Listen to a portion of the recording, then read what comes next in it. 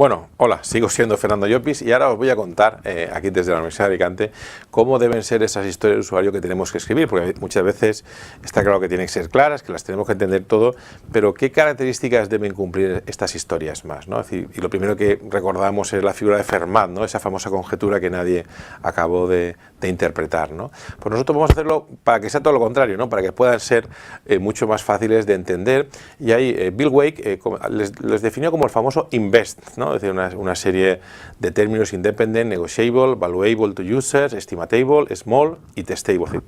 Como comprobaréis, mi inglés es bastante malo, lo cuido muy poco. Voy a intentar cuidar un poco más el concepto de las historias de usuario, contarlo lo más ameno posible, ¿no? En primer lugar, lo importante es que las historias sean independientes, ¿no? Es decir, que no existan muchas dependencias entre varias historias, porque eso nos complica el desarrollo, ¿no? Es decir, cada vez que tenemos esas dependencias, muchas veces los famosos diagramas de Gantt que dependían unas tareas de otro, es decir, obviamente a veces deben ocurrir, pero en lo posible, si las evitamos, nos va a solucionar muchas veces los problemas de priorización o los problemas de determinar qué tareas vamos a hacer antes que otras, o las complejidades de que estemos haciendo una tarea y finalmente nos demos cuenta que teníamos que haber hecho otra antes, ¿no? Es decir, lo posible, insisto, no siempre se puede evitar, hay que evitar esa dependencia entre las tareas, ¿no? Si yo pudiera hablar de otros ejemplos, por ejemplo, ¿no? Esas tres podrían ser historias, ¿no? Como jefe de ventas, quiero que mis clientes puedan pagar con tarjeta Visa, o que con Mastercard, o con American Express. Otra alternativa es una única historia, ¿vale? Y una tercera alternativa es una tarjeta Visa y Mastercard y American Express. Son, por ejemplo, tres tipos de historias, ¿vale? Muchas veces pueden ser parcialmente dependientes unas de otras. La primera es muy sencilla, la segunda a veces engloba muchas tareas. A mí me gustan personalmente, aunque las otras dos tampoco están mal, la segunda. ¿Por qué motivo, no? Por motivos de tamaño, ¿no? Realmente me va a costar mucho más, en general, hacer la primera aplicación, desarrollar para tarjetas Visa, que es a lo mejor la que más utilizo, ya puede estar en funcionamiento, y a partir de tener esa aplicación de poder pagar con tarjeta Visa, pues puedo, con el mismo coste que la anterior, pues incorporar el pago con dos tarjetas más, ¿no? Son modelos. Insisto, muchas veces en esto de las historias, como en general en las metodologías ágiles, no hay nada que sea bueno o malo. Hay cosas que nosotros podemos aplicarlas mejor en nuestra organización y cosas que menos mejor, ¿no? O menos bien, ¿no? Otra historia o otro concepto es importante, ¿no? Y eso también habla dentro de las metodologías ágiles, ¿no? Las historias de usuario son negociables, ¿no? Es decir, una historia de usuario no es el modelo de análisis tradicional, donde había un requisito que prácticamente se sellaba con sangre, ¿no? Casi como un pacto con el diablo, y no se podía cambiar, ¿no? La historia de usuario en general es una pequeña descripción de una funcionalidad que quiere utilizar el usuario, que el usuario quiere, que el usuario pide, y el objetivo nuestro es que esos detalles de la historia, es decir, la implementación definitiva, se retrase hasta el último momento, precisamente para evitar esos cambios de hora, ¿no? Y recordamos un poco las ideas de las metodologías ágiles, que hay que negociar siempre con el cliente, es decir, intentar resolver o hacer un requisito o implementar un requisito o solucionar un requisito que el cliente ya no quiere, no tiene ningún sentido, es una pérdida de tiempo, ¿no? Obviamente esto no impide que si yo estoy reunido con un cliente o una persona o un usuario, pues cuando me cuente sus necesidades, pues todos los detalles que me cuente, pues los puedo anotar. Toda la información que yo tenga, pues la voy anotando, aunque siempre es sensato, cuando voy a desarrollarlo, pues si es posible, contrastarla en ese momento, ¿vale? Con lo cual, yo podía tener una ficha, es un ejemplo de una ficha que gestioné yo en su momento, ¿no? Pues hablábamos del actor, que el actor era jefe de ventas, y me hablaba de que la acción es que se podía realizar el pago con tarjetas de crédito, ¿no? Y básicamente pues para facilitar las ventas en aquel momento cuando las tarjetas de crédito no eran tan utilizadas, ¿no? Yo me anotaba notas, como decía, que bueno, pues las tarjetas en principio que solamente se podían emitir eran Visa y Mastercard, y evidentemente yo me hacía un pequeño recordatorio, no sea que en el momento de desarrollar pues hubiese llegado a un acuerdo con alguna compañía adicional y hubiese que incorporarla en ese momento determinado. Una cosa es importante, es decir, yo en el reverso de las tarjetas suelo recomendar que si ya alguna información que tenemos, pues es bueno tomar esa nota, ¿no? Es decir, porque yo puedo tomar las notas y decir, bueno, pues utilidad tipo de tarjeta, número de tarjeta, el nombre que figura, la ficha de curiosidad y en una pantalla posterior el código de tarjeta, ¿no? Es decir, él dice que el jefe de ventas pues prefiere que sean en dos pantallas diferentes, que es lo que nos comenta, ¿no? Pues son notas que tomamos en cuenta y que habrá que considerar cuando las pongamos en marcha, ¿vale? Pero lo que es curioso es que siempre apuntemos todo lo importante. Hace muchos años hablaba un pequeño anuncio de que un niño se olvidaba el desayuno. Nosotros tenemos que intentar evitar olvidarnos de los detalles importantes. Cualquier cosa hay que notarlo, tenerlo en cuenta y sobre todo destacar aquellas cosas que consideramos que sean importantes, ¿no?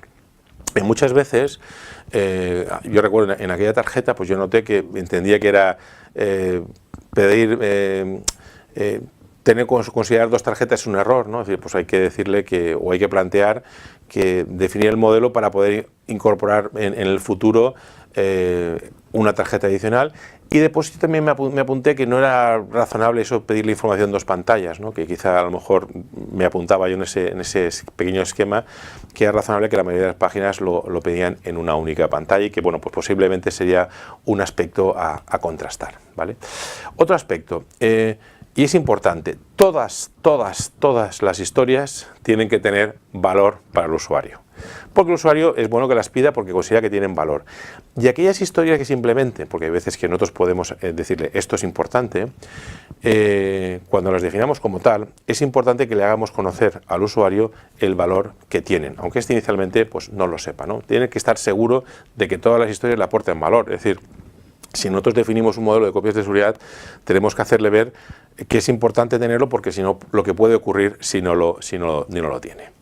Otro aspecto, intentar conseguir que las historias tengan el tamaño suficiente para poderlas estimar, poder considerar cuánto tiempo nos va a costar, bien en horas o puntos, como lo vamos a hacer, lo que nos va a costar cada una de las tareas. Obviamente puede ocurrir que en algunos casos pues no conozcamos el dominio o no tengamos conocimientos técnicos del equipo de la herramienta de desarrollo o que la historia sea muy grande o compleja, ¿no? Pues en algunos casos podemos estimar, si la historia es muy grande o compleja, pues hay que intentar descomponerla, obviamente, en historias más pequeñas, ¿no?